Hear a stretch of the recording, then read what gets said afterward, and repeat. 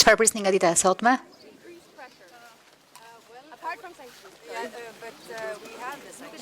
Në fakt, I kemi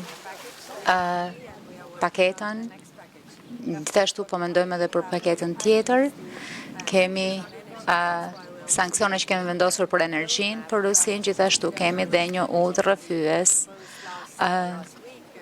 të cilën e kemi propozuar javën e kaluar bashkë me paketën e sanksioneve. Sepse është të rëndësishme që të shkurtojmë fondet për të vazhduar këtë luftë, pra financimet për të vazhduar këtë luftë. Në këtë drejtim duhet na jemi të gjithë të bashkuar, sepse shohim qartësisht që Rusia nuk do paqe.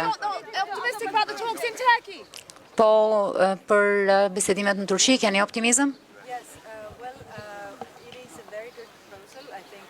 Mendoj që është një propozim shumë I mirë.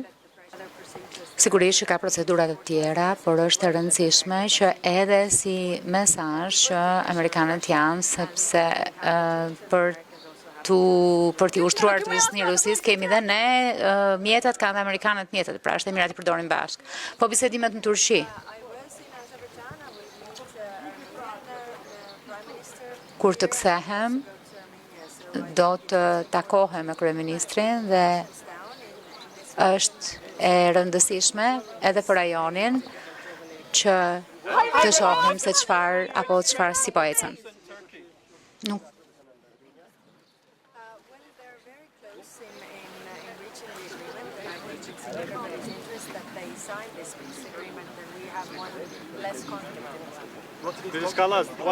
Zonja Kallas, çfarë prisni nga Kosova dhe Serbia në procesin e dialogut? A keni ndonjë mesazh për Kosovën dhe Serbinë? Pak më parë kemi emëruar përfaqësuesin e ri të posaçëm për dialogun dhe presim normalizimin e marrëdhënieve, sigurisht.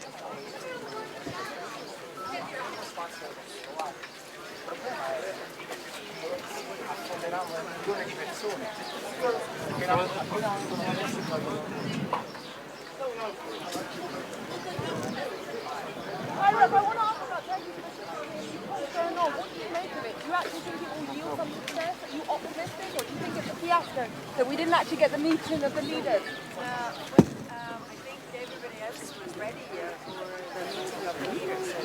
Was saying, and also President Trump, I think, was saying that the leaders level.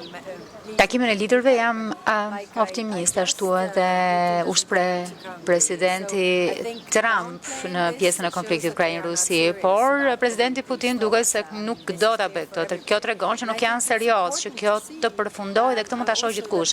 Është e rëndësishme të shihet po kështu atë çfarë sheh e gjithë bota që Rusia po bën lojra.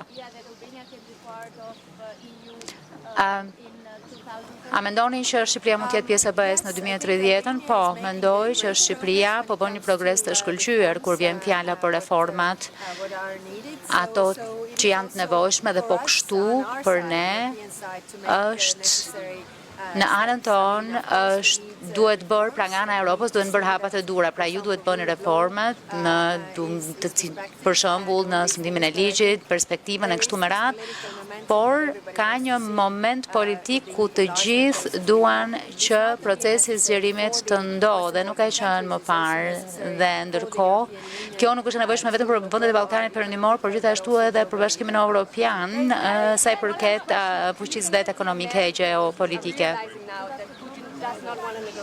Tashmë që po e kuptoni që Putini nuk do të negociojë, çfarë do të bëni? Po është e qartë për të gjithë, mund ta shihni qartësisht. U bën mbi 2 muaj që diskutohet një gjë e tillë.